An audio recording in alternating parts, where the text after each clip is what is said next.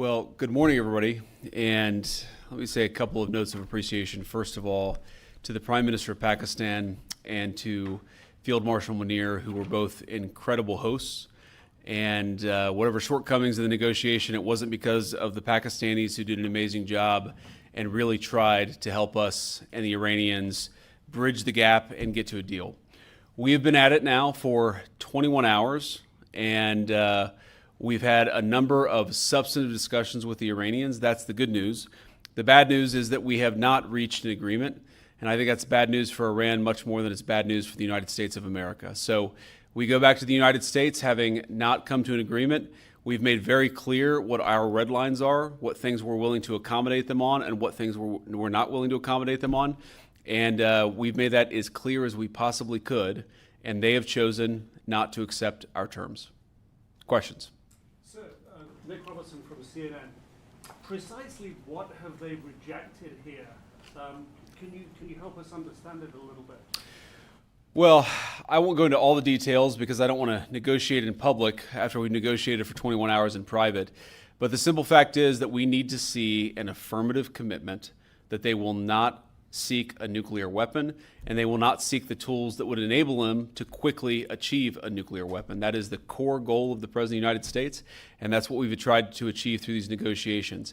Again, their nuclear program, such as it is, the enrichment facilities that they had before, they've been destroyed. But the simple question is, do we see a fundamental commitment of will for the Iranians not to develop a nuclear weapon, not just now, not just 2 years from now, but for the long term? We haven't seen that yet. We hope that we will.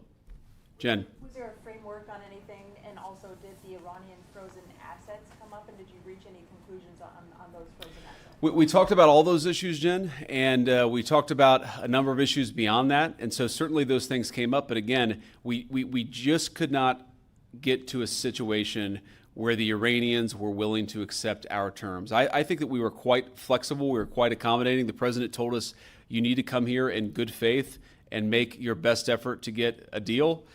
We did that. And unfortunately, we weren't able to make any headway. Preston.